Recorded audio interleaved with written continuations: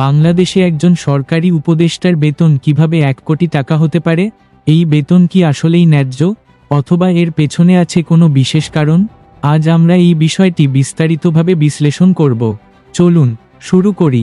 সরকারি উপদেষ্টারা দেশের গুরুত্বপূর্ণ নীতি ও সিদ্ধান্ত গ্রহণে ভূমিকা রাখেন। তাদের কাজ: 1. অর্থনীতি, প্রযুক্তি, স্বাস্থ্য, শিক্ষা বা পরিবেশের মতো গুরুত্বপূর্ণ ক্ষেত্রে বিশেষজ্ঞ মতামত প্রদান। 2. আন্তর্জাতিক সম্পর্ক বা কূটনৈতিক নীতিমালায় সরকারের সহায়তা করা। 3. দীর্ঘমেয়াদী উন্নয়ন প্রকল্পের নীতিমালা নির্ধারণ। কেন নিয়োগ দেওয়া হয়?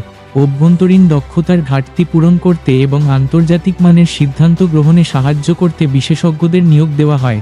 একজন উপদেষ্টার বেতন কিভাবে নির্ধারিত হয়? অভিজ্ঞতা এবং দক্ষতা। একজন আন্তর্জাতিক মানের বিশেষজ্ঞের অভিজ্ঞতার মূল্য অনেক বেশি। তারা জাতিসংঘ, বিশ্ব ব্যাংক বা অন্য আন্তর্জাতিক প্রতিষ্ঠানে কাজ করে থাকেন। চুক্তি অনুযায়ী বেতন: উপদেষ্টাদের নিয়োগ সাধারণত চুক্তিভিত্তিক হয়। এই চুক্তিতে নির্ধারণ করা হয় তাদের বেতন, ভাতা এবং অন্যান্য সুবিধা। অন্যান্য সুবিধা: 1. সরকারি গাড়ি ও চালক। 2. বাসস্থান বা ভাড়া ভাতা। 3. বিদেশ সফর। 4. মেডিকেল ও বীমা সুবিধা। এগুলোর সব মিলিয়ে বেতন এবং সুবিধার মোট পরিমাণ 1 কোটি বা তার কাছাকাছি হতে পারে। চুক্তিভিত্তিক নিয়োগের একটি ডায়াগ্রাম। এত বেশি বেতন নিয়ে কী ধরনের বিতর্ক রয়েছে? পক্ষে যুক্তি: 1. দেশের উন্নয়ন পরিকল্পনায় বিশেষজ্ঞদের ভূমিকা অমূল্য। 2. আন্তর্জাতিক মান ধরে রাখতে তাদের বেতন বেশি হওয়া স্বাভাবিক। 3. এটি দেশের দীর্ঘমেয়াদী উন্নয়নের জন্য বিনিয়োগ। বিপক্ষে যুক্তি: 1.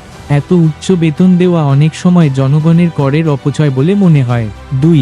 কিছু ক্ষেত্রে উপদেষ্টাদের কাজের কার্যকারিতা নিয়ে প্রশ্ন ওঠে। 3. দেশের গড় আয়ের তুলনায় এই বেতন অত্যন্ত বেশি।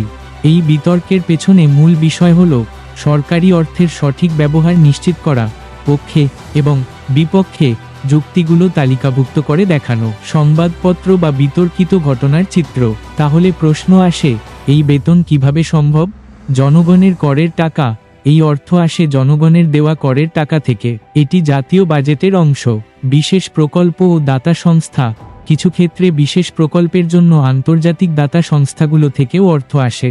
বাংলাদেশের প্রেক্ষাপট: উন্নয়নশীল দেশে এত বড় বেতন বিতর্কিত হলেও এটি আন্তর্জাতিক মানের কাজের জন্য ব্যয় হিসেবে দেখা হয়। কিন্তু এই অর্থায়ন কি সবসময় জনগণের জন্য উপকারী হয়? সরকারি উপদেষ্টাদের বেতন বিষয়ে আজ আমরা অনেক কিছু জানলাম। এই বেতন কি ন্যায্য, নাকি এটি জনগণের অর্থের অপচয়? এর কার্যকারিতা নিয়ে আপনার কি মতামত? নিচে কমেন্ট সেকশনে আপনার মতামত জানান। আমাদের ভিডিওটি যদি ভালো লেগে থাকে তাহলে লাইক, শেয়ার এবং চ্যানেলটি সাবস্ক্রাইব করতে ভুলবেন না।